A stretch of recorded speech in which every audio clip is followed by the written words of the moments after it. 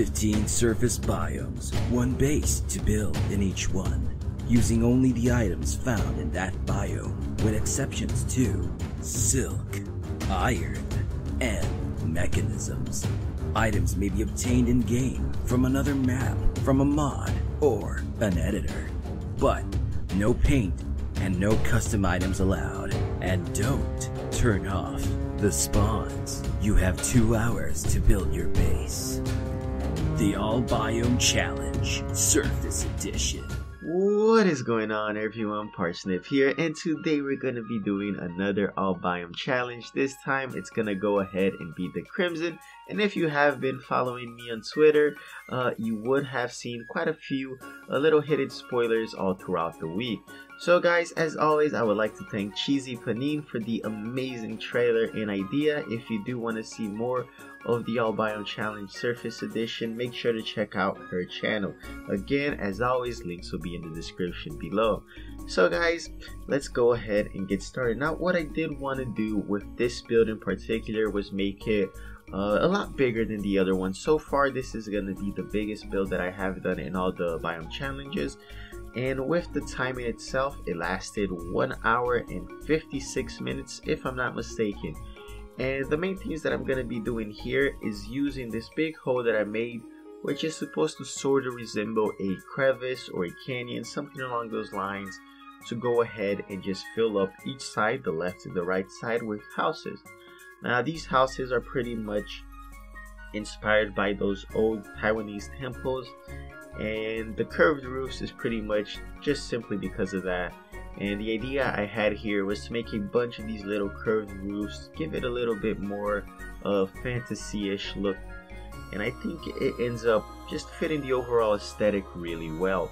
I did like the choice of colors that I used with the shadow wood, the gray, as well as the red with the crimson.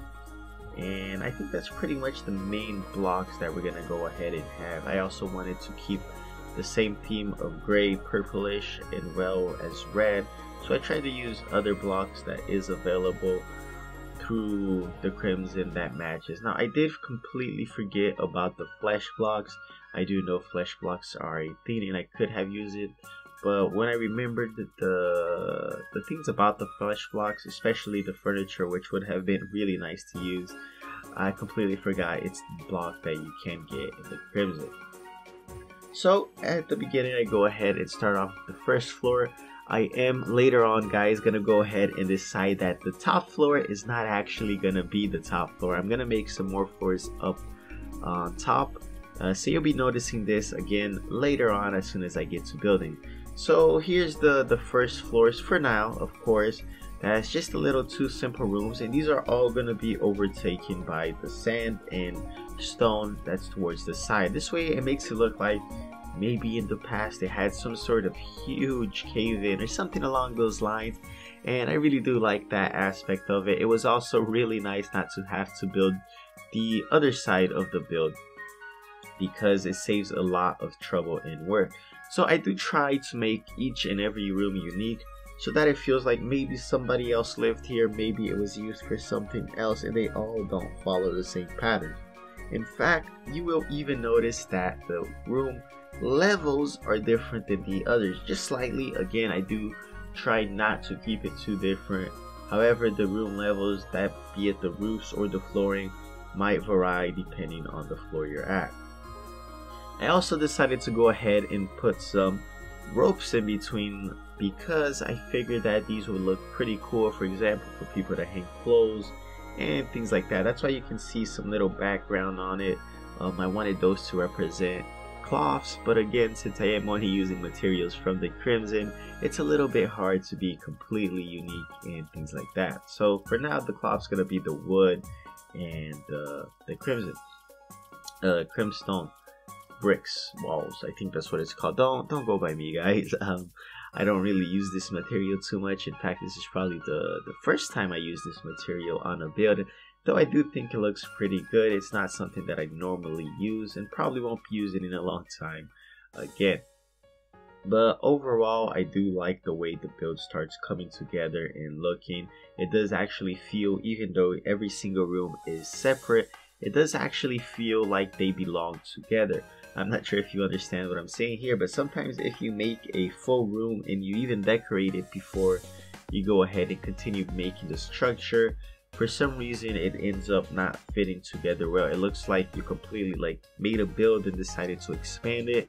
This time, since I did have an idea that I was gonna want to make some more space down below, I did decide that I had like a vision in my head on how I was gonna do it. Here on the right side, I go ahead and use columns and a little bit of iron fencing. Again, really loving the iron fence. Iron fence is helping a lot with filling in spots, especially for windows, so I'm really glad that on this challenge you can use iron. And here's again what I was talking about. All rooms are completely unique and they all fit.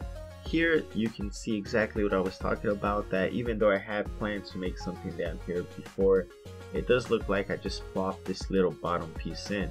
But then I make some crevices and fill it in with some shadow wood fencing and iron fencing. And I think that overall it does actually look like it fit in, like maybe it was here from the start.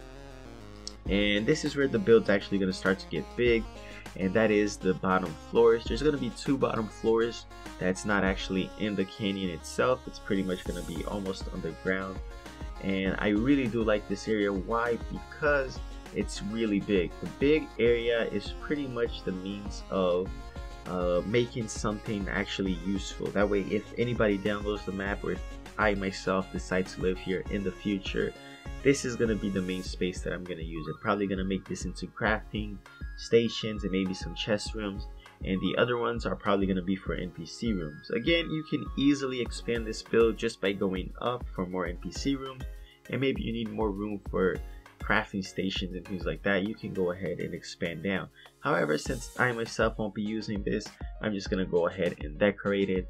I decide later on that I am going to use, like you can see here, some Crimson covered sand. Again, don't really remember the name of these things, but I am going to use that with some activators or actuators, and then activate them and disactivate them to go ahead and just make it look like it's a little bit more filled in.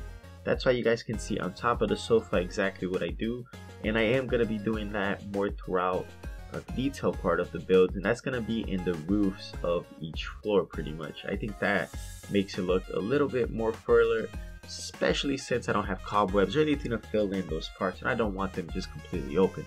So here I go ahead and make a little study room, some tables, some chairs.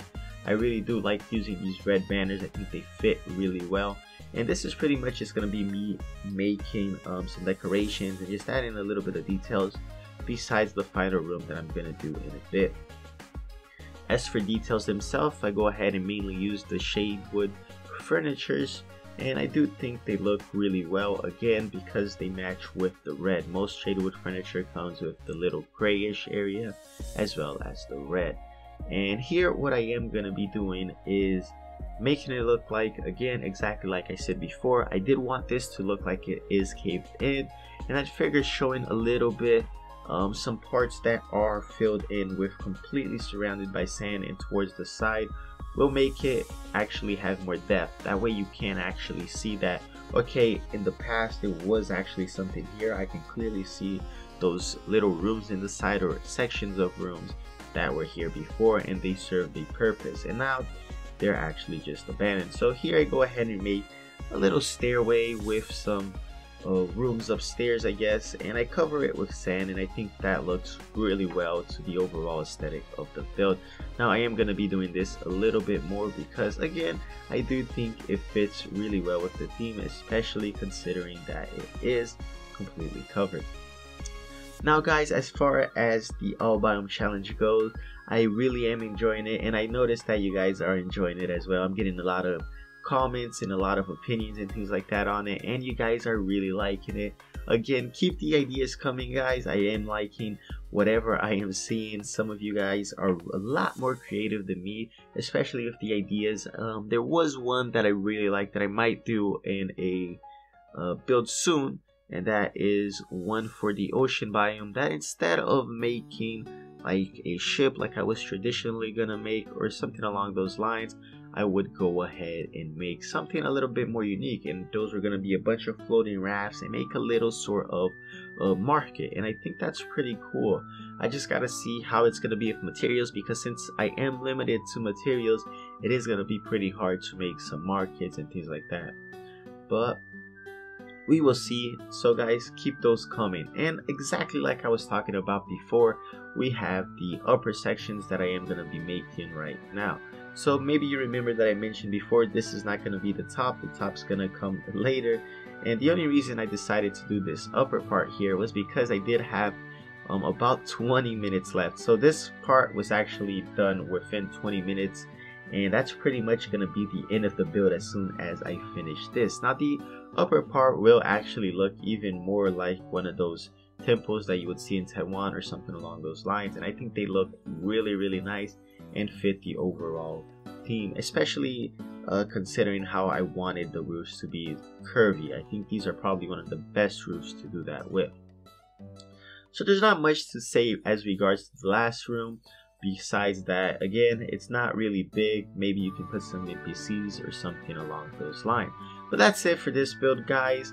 And as always, thank you all for commenting. And guys, I'll go ahead and catch you all next time.